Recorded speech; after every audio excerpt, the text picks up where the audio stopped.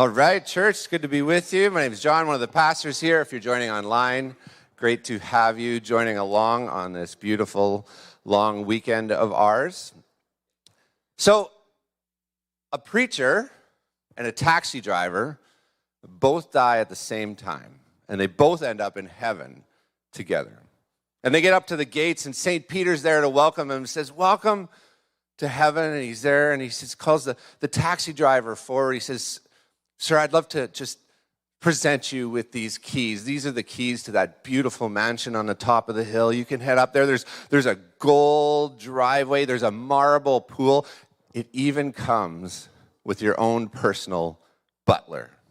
And he's excited. He says, "Thank you so much." And St. Peter calls the preacher, says, "Hey, sir, I'd like to direct you down that little gravel road. There's a little hut, and inside the hut's a cot, and that's yours. Welcome to heaven." The preacher's like, "What on earth? This makes no sense." He says, "How can this be? I mean, you gave this taxi driver a mansion, and I preach every week, and I get just a hut and a cot." And St. Peter says, "Yeah, but when you preached, people slept. When he drove, people prayed."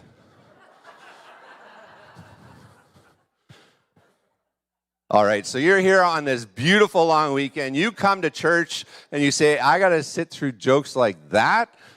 I actually tested that out with my family. They all begged me not to tell this joke, but I'm stubborn. But here we are because we are wrapping up our 13-week-long journey through the book of Hebrews, where we're doing our own comparisons of who's better. And so this week we find ourselves in chapter 13 of Hebrews, and let us quickly remind ourselves of what Hebrews has been about together.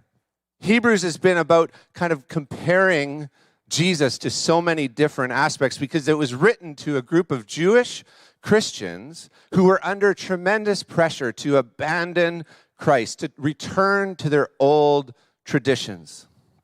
The letter urges them to hold fast, to reminding them that no matter the hardship they faced, that Jesus was better than any alternative and worth following at all costs. And while we certainly find ourselves in a different setting here this morning than the original audience, it doesn't take much effort, as we've discovered these last 12 weeks, of how this book speaks directly into our lives in a powerful way, juxtaposing all of the things that we discover that attempt to draw us away from Jesus and how empty and hollow they actually are in comparison to him. And that leads us now to our final chapter, in which we hear the author summarizing his discourse in an argument with one final better than. And today I want to tell you that Jesus is better than camping. Now listen, it even pains me a little to say a title like this because I love camping. I mean, it's one of my favorite weeks of the year when we get to go with 6 other families to our annual camping trip at Birds Hill, and we just have a time, and we love that. It's been running for 12 years straight, so I love camping. But as we will discover, Hebrews 13 gives us an invitation to follow Jesus outside the camp. And today I want to dive right in Hebrews 13, where we're going to spend our time, verses 11 through 14. It says this: "The high priest carries the blood of the animals into the most holy place as a sin offering, but the bodies are burned outside the camp. And so Jesus also suffered outside the city gate to make the people holy through his own blood. Let us then go to him outside the camp, bearing the disgrace he bore. For here we do not have an enduring city, but we are looking for the city that is to come." When we get to Hebrews chapter 13, verse 11 and 12, the writer is drawing up some powerful imagery from the Old Testament picture that every Jewish a listener would have understood immediately and very pointedly. Verse 11 says, "The high priest carries the blood of the animals to the most holy place as a sin offering, but the bodies are burned outside the camp." For the Israelites, this was known as the Day of Atonement.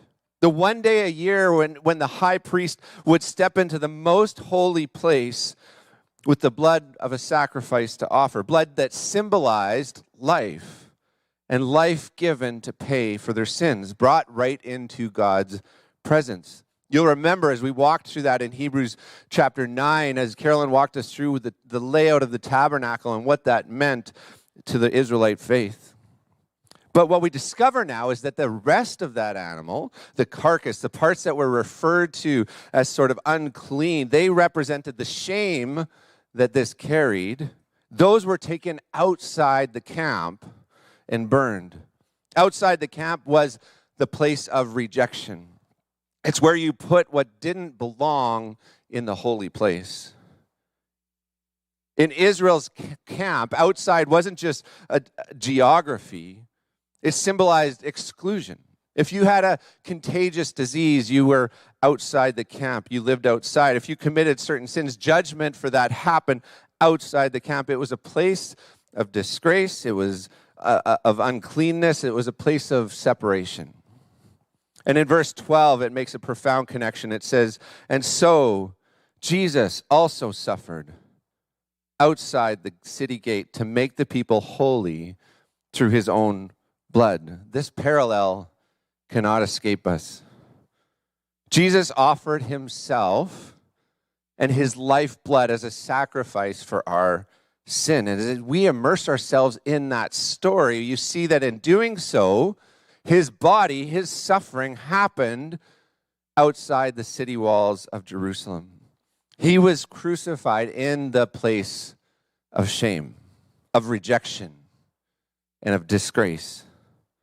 Jesus stepped into our shame, into our place of rejection, into our disgrace, and carried the weight of brokenness on our behalf. It was in the personal act of sacrifice that God forged the pathway for restoration in each of us in a remarkable demonstration of his radical love and forgiveness.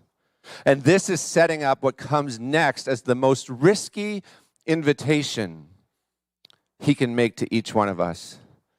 Hebrews 13:13 says this, let us then go to him outside the camp, bearing the disgrace that he bore. Now, I brought with me two sentimental pieces that I own. These things have meaning for me. First is my beloved chair. Now, some of you may remember, I've told the story a couple of times about a vehicle that I used to own called Old Chevy. I mean, this thing was something that was gifted to me, and we made so many family memories. It's a 1978 RV. It was gifted to me, but I promise you, it was not free in the end. But we made so many memories in this thing. But inside of Old Chevy, there were a few actually kind of fun little items that came along. One was a wooden picture of Princess Diana hanging on the wall. But the second was this chair. It's tucked away in the back, buried underneath. I discovered this old fold-out chair that was probably made the same time that the RV was made. And for me, I mean, I love it. It's got all the nostalgia that brings me back to the memories of Old Chevy, which for me are just warm-hearted. But I would also argue to you that it's the most comfortable chair you will ever sit in around a campfire. I know you're looking at it and you don't believe me, which is the common reaction, but I'm telling you, it's so comfortable. If you sit in it, then you will believe me. Come try it after the service, all right? But this is a comfortable chair, and every time I sit in it, it just brings back the warmth and nostalgia of all the memories that entail from where it came from. The second piece is a backpack. Now, this backpack is special to me because it went with me when I went hiking through the Andes Mountains in Peru. I loved my time. It was spectacular. I mean, the hikes there were beautiful and incredible, but they were also very difficult.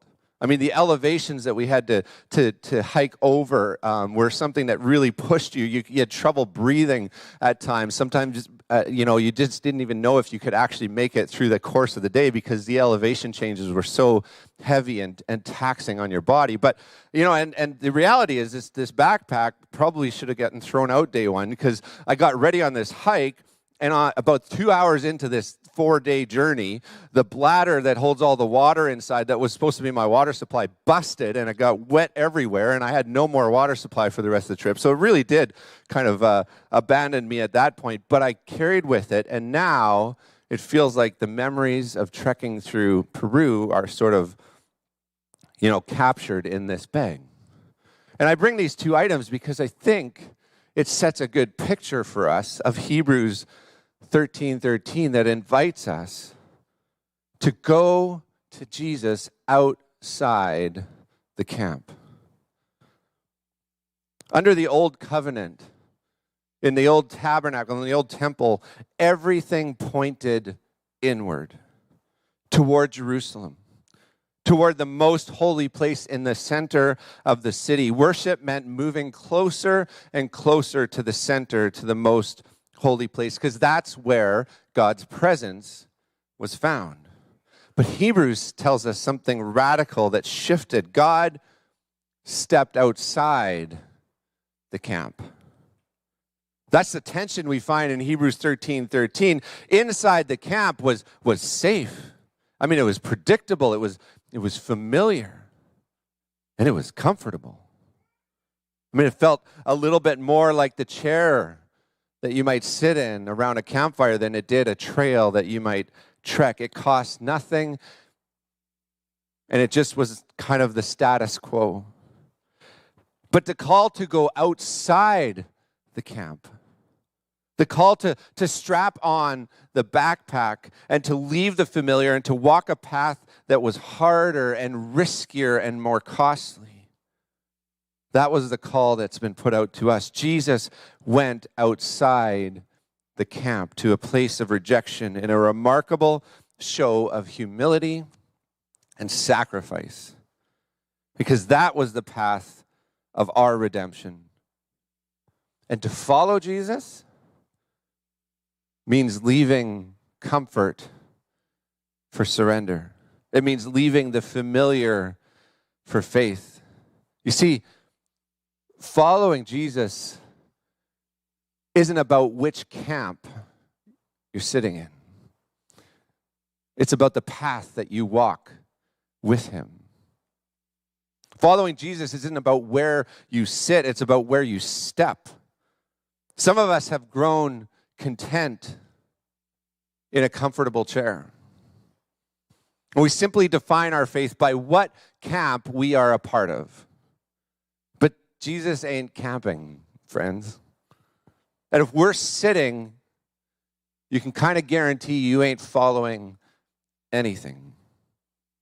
So then let us go to him outside the camp, bearing the disgrace he bore for us. To go outside the camp is not a passive action, it's deliberate. To go outside the camp is a decision to follow Jesus into sacrifice. Hebrews tells us it means bearing the disgrace that he bore for us. The early Christians knew that cost well.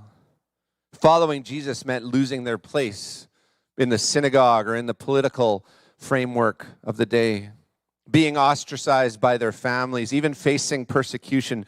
But Hebrews tells them, don't retreat to the safe center, go outside to Jesus.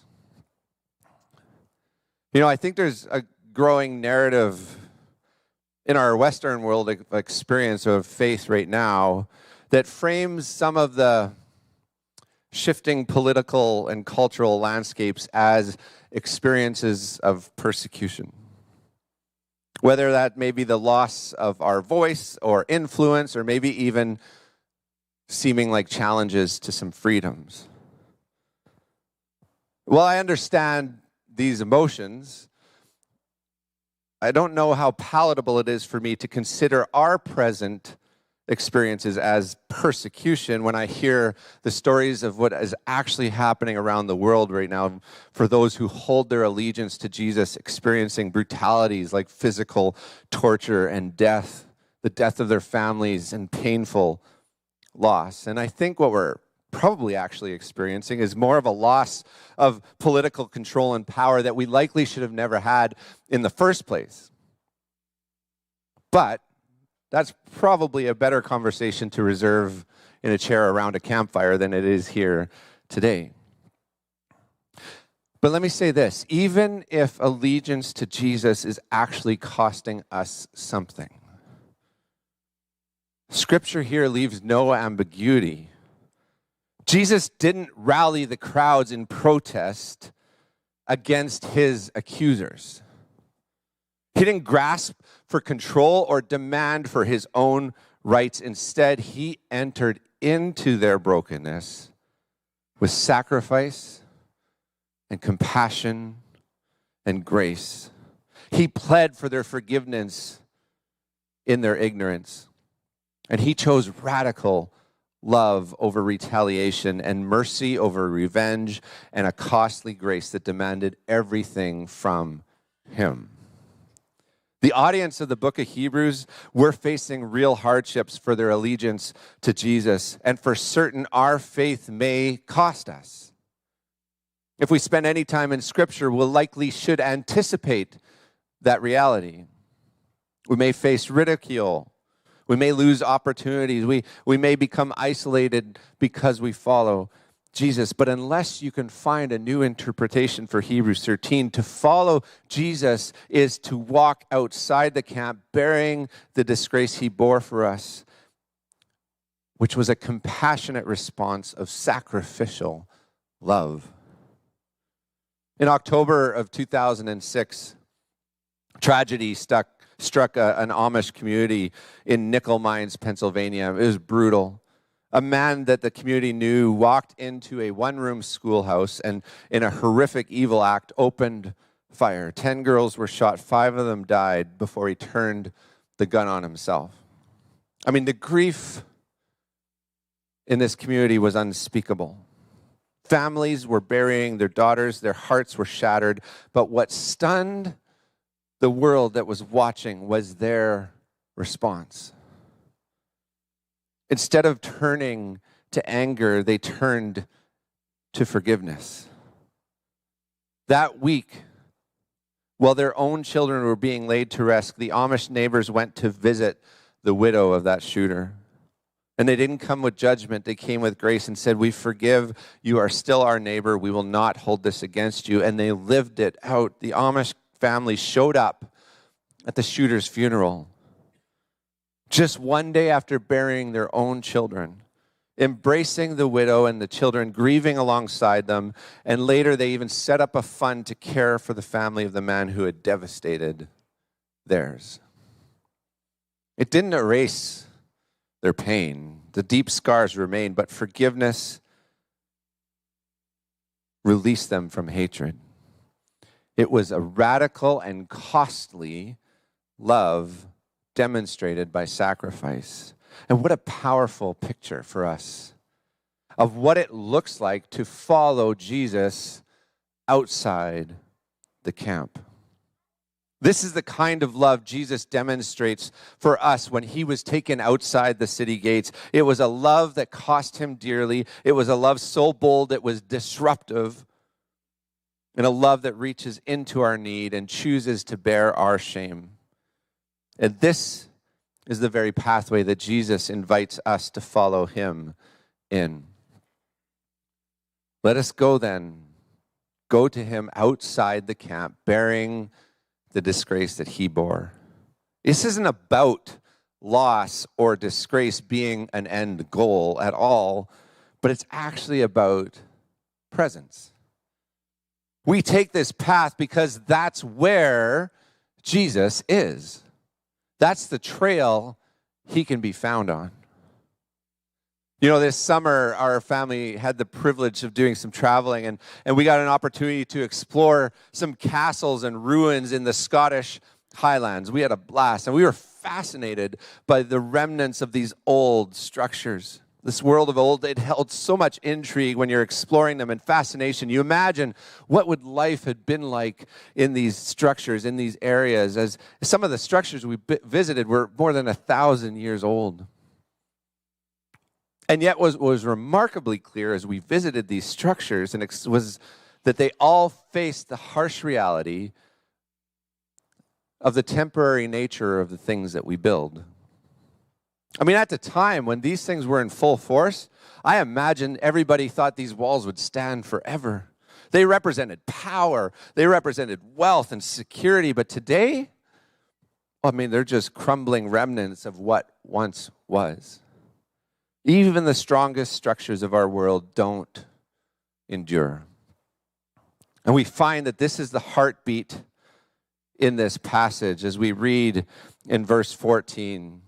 It says, "For we do not have an enduring city, but we are looking for the city that is to come." The world we live in tries to sell us on a story that promises comfort, that promises control, and a false sense of security. But it's all temporary. Even the greatest cities and kingdoms and empires, they eventually crumble. And Hebrews tells us, don't stake your life on a city that won't last. God invites us to belong to something better, something lasting. The city that is to come, his coming kingdom will endure. All around us, the world entices and promises us comfort, safety, and control, but they are empty promises. They are illusions of permanence. Matthew 6:19-20 is some familiar words. Let me read them for you. "Do not store up for yourselves treasures on earth where moth and vermin destroy, where thieves break in and steal, but store up for yourselves treasures in heaven where moth and vermin do not destroy and where thieves do not break in and steal."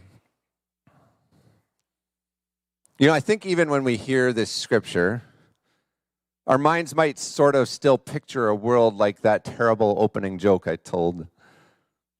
That our coming treasure is still about material and comfort gain. Like an investment that's going to pay out. It's just maybe a delayed version of what the world's rewards promise us. Bigger, shinier, more comfortable, but in the same economy. But God's kingdom doesn't work that way. His economy is different. What's valuable in God's kingdom is discovered not in what we will accumulate either here, now, or in one day from now, but on what we give away. The currency of God's kingdom is not material, it is sacrifice.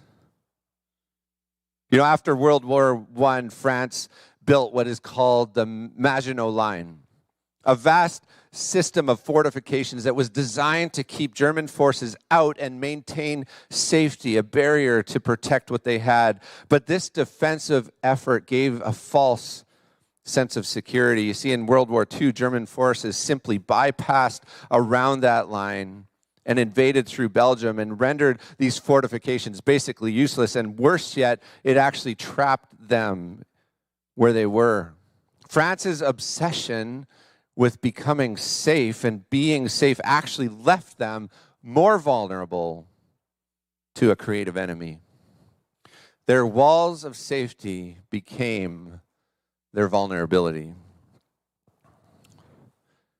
You know, the world that we live in is full of empty promises. But it does promise you comfort. It says this is your goal. This is what is going to satisfy in your life. This idea that even the religion that we build sometimes is meant to kind of provide these walls for us in which we can feel safe and secure, and we can kind of hoard the things in our life where we can find some sense of feeling safe. But let me tell you, when we get too comfy sitting in a chair, it can actually become, and we'll discover, it can actually become the vulnerability that you will face. The Jewish people, they had a deep attachment to Jerusalem, to their city. I mean, for them, it was the system and the structures that gave them a sense of control, and they felt at home in those familiar places. It was steeped in their traditions, and it provided them with a comfortable place where they felt in control. And I may ask you, what do you think your city is? What's our city? Maybe we just feel like we've got some insurance and we're waiting for the payout. But folks, Jesus has left the city. Whatever we find inside these walls that we build for ourselves, I can tell you, Jesus won't be found there. Hebrews tells us where he is. He's outside the camp in the risk and adventure of surrender and sacrifice. And that won't crumble. Folks, this ain't camping. It's a hike. Camping is temporary, it's relaxed, it's controlled, but hiking is a movement. Hiking is costly, and it takes us outside the camp. Following Jesus is not a spiritual retreat, it is a costly trek with our eyes on his kingdom to come. And outside the camp is where sacrifice becomes worship. The final verse in this section says this: through Jesus, therefore, let us continually to offer up to God a sacrifice of praise, the fruit of lips that openly profess his name, and do not forget to do good and share with others, for with such sacrifices God is pleased. When we go outside the camp, our worship, our praise is found in sacrifice.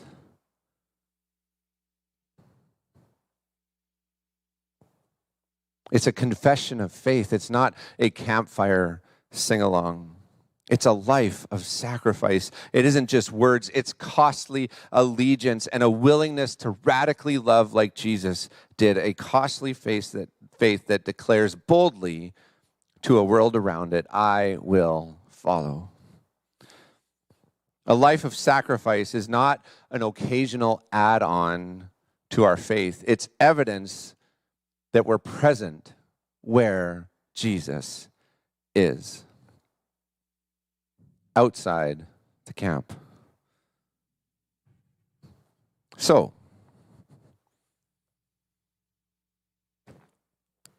oh, it feels so good. Let me ask you, have you found a comfortable chair in your faith?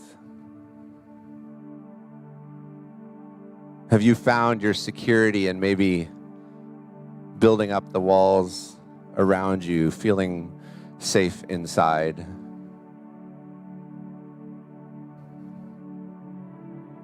Where have you settled for an experience where you find yourself doing more sitting than stepping?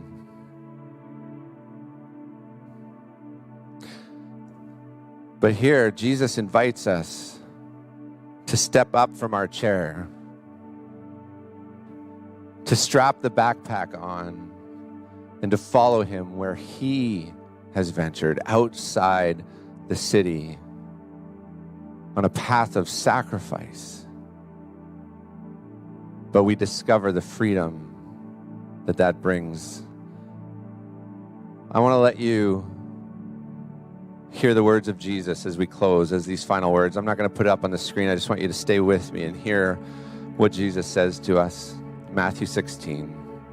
Jesus said to his disciples, whoever wants to be my disciple must deny themselves and take up their cross and follow me. For whoever wants to save their life will lose it.